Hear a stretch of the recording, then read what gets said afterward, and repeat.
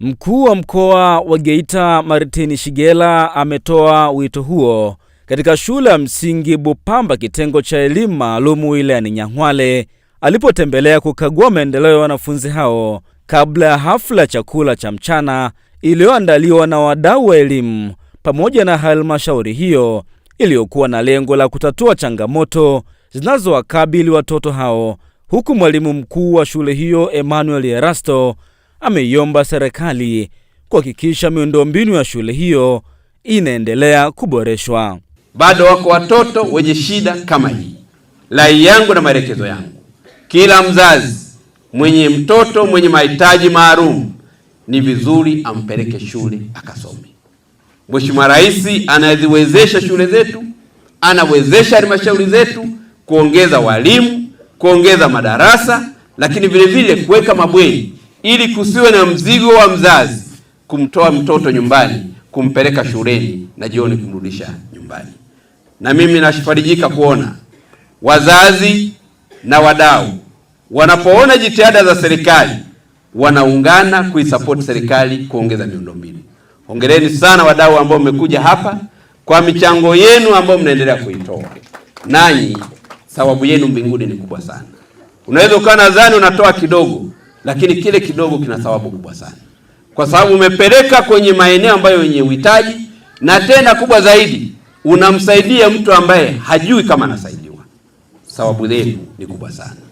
Niendelee kuwaomba na kuwasihi, nia ile ile, dhamira ile ile, mapenzi yale yale ya kuwasaidia watoto wetu tuyaendeleze katika maeneo yote ambayo tunaendelea kuyatoa. Kitengo cha elimu maalum Bupamba kinaomba kuboreshewa miundombinu ili kuongeza zaidi ufanisi katika kutoa elimu, kwani taasisi inahudumia wanafunzi wenye mahitaji maalum, wasichana na wavulana.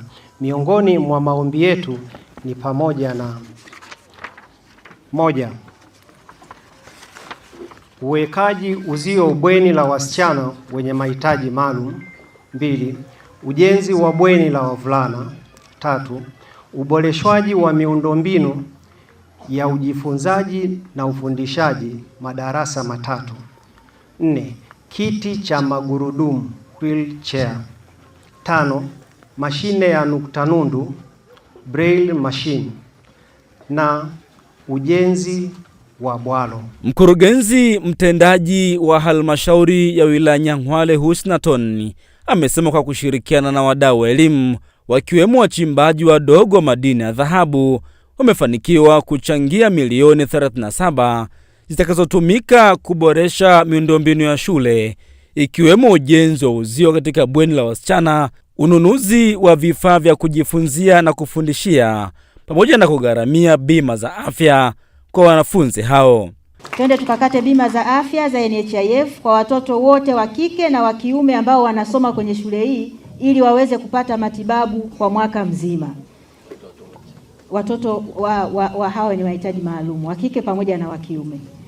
Kwa hiyo hilo tumekubaliana tulifanye, lakini pia tumekubaliana kiasi kingine cha fedha kilichobaki twende tukafanye maandalizi ya kujenga uzio kwenye bweni letu hili la watoto wa kike.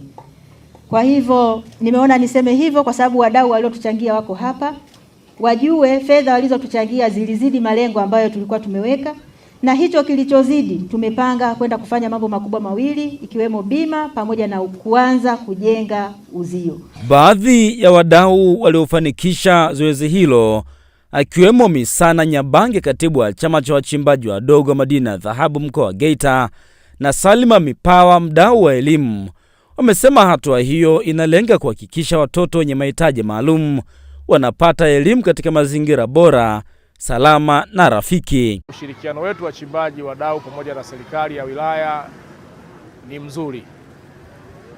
Hivyo tulivyoitwa hatukuona ugumu kushiriki swala hili na tumeweza kushiriki kwa pamoja tangu lilipoletwa kwetu. Kwa hiyo wawalete watoto sehemu kama hizi wapate huduma, wasome, wawajumuishe na wengine, kwa sababu ni watoto kama watoto wengine, wasiwaweke ndani. Wawape haki zao za msingi ambazo wanatakiwa watoto wapate. Mimi wito wangu mkubwa ni huu. Kutoka Geita, mimi ni Mrisho Sadiki. wengi sana.